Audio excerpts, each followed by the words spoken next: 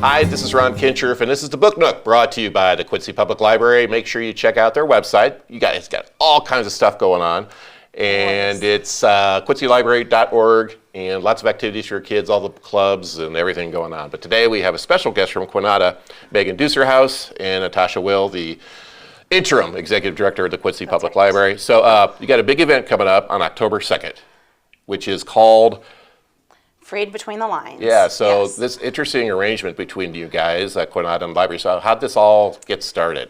So a couple of years ago, we ended up stumbling into a fortuitous relationship with the library where we found out that they had chosen Made by Stephanie Land, which deals with issues of domestic violence, and it wasn't one of the books that the NEA would fund for a big read, but it was the book that was chosen by our own in-house experts. And Quanada had funding at the time, and we said this is totally appropriate for us to take the place of the NEA grant for this year. And then a few years into the future, we had a similar type of funding that we knew we could use, and we told the funder we would like to use for a community read type project, and went back to QPL. And the QPL staff were already having a lot of discussions on what they wanted the next community read to look like, because attendance hadn't been what they'd hoped for the past few years, and they were trying to figure out how to re-energize this in the community.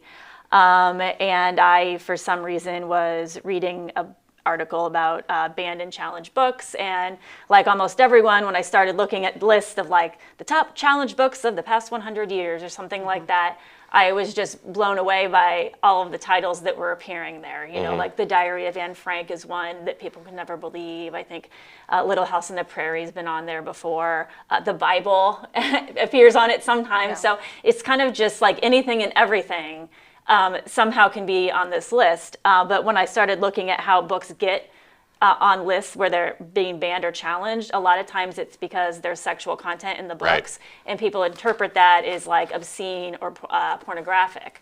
But when you start restricting those books, it has the effect of also restricting stories about sexual violence, which as an organization that serves survivors of sexual violence is really alarming to us for a number of reasons, because it shames survivors, it silences their voices, it creates environments where people can create harm against others, abuse children in a way that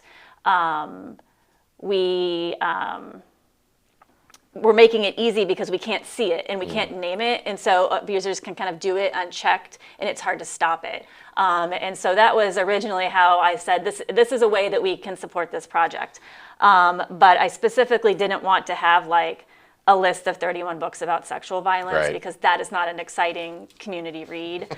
And at that point, we kind of turned the project over to the librarians, because it makes sense that they would curate that list. And we were pretty hands-off about letting them do that. We did ask that they engage patrons and do a survey that went out to patrons about what they would like to see in that, because we wanted to be sure that the things we were choosing would reflect the interest so that we could get people to the actual event. And so that's kind of how it developed. And I saw the list before the books were ordered because I had to sign off on the purchase. And I think it's a good list. It's a lot. It's hard to pick, I think, which one I would like to take home for my shelves. But it's got a wide range of reasons why the books are banned. Correct? Correct. And was that your intent when you guys selected these books? Yes, yeah. Well, and the intent of the library is we want to represent everyone in the community. So by asking people in the community, we want to make sure that the books could cover everyone in the community. So the actual proposal that we had drafted said everyone will find at least one book that they want. Like that's Even my sister was like, I already know what book I want to get for my daughter. Her daughter's 5 months old, but she already knows what book she wants to add to her library. So her daughter has that.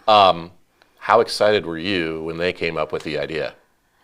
It is exciting. I mean, we don't have to worry about it now. I wouldn't even say worry about it, but it's something that, like she said, attendance was low. And when we started with the NEA grant, the books that they had on their list were more like classic books. And then they pivoted and they picked different types of books. And that can be challenging of how you can make that fit within your community. So this was a great way that we got to include our community. We got to partner with a wonderful organization and still provide free books that people like to get for the big read, and to have these community discussions, which are not always easy Easy to have, discussions. Yeah. So what is interesting is Quanada, you have your tasks, which everybody knows about, but you're spending money on books rather than putting it, but you're viewing this more as a prevention type. It is a prevention money. activity. Okay. It was also really one-time funding. So That the we funding won't- came from, It was through our grant with the Illinois Coalition Okay, Against I was just Sexual curious. Assault, and Okay. they're fully aware that we were doing it. We had it budgeted and written into our Mm-hmm. grant, but that was really a one-time project. We won't have that money year after year to be the sponsor of Yeah. the community read.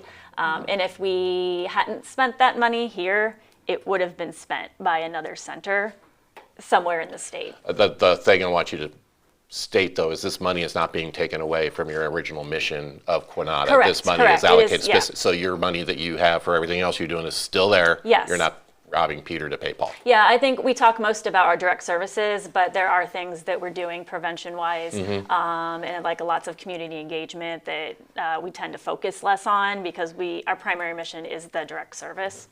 So how's this going to work? October 2nd, what's happening? So we have a kickoff. I'll be speaking. Megan will be speaking.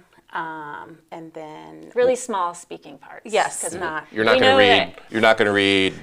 Speak by Lori Halsey Anderson. You're not going to read that no. one. It's just welcoming, explaining again what the event is. Mm-hmm. We are going to have, I believe, lemonade and cookies. You always and have then- lemonade and cookies. That's the library tradition. You know, and we. Can you tell us what the cookies are going to look like, or is it still a secret? I have not seen them. Okay. They are from a local bakery. I cannot remember which one Madeline went from because we called a couple different ones, and they're going to be probably either say banned, I can't remember, or free between the lines. I can't remember what she went with, and then you get your copy. So where's it take place? Times, all that type of stuff. It'll be- October 2nd Yep. at the library. I'm At the assuming. library, Okay. yes. And then the table will be set up in the lobby when you first come in, and we'll do the speaking at small speaking. Mm-hmm. And then you get to pick up your books, and then if you can't make it that night, we will have books until they run out. Right. And you have how many titles? 31. 31 titles, and you Yes. have from 100 of some and 50 of some, and just depends on the book. Yeah, I think the total is like 2,300 books-ish. As people show up now, do they have to sign in or anything like that? Nope. Okay, so some of these are kids' books. Correct. How are you preventing from a 7-year-old grabbing a book they probably shouldn't be reading? Yeah, our intent is that parents would come in with their children, and we absolutely think that parents will pick children's titles specifically for their kids, whether the kids are there or not.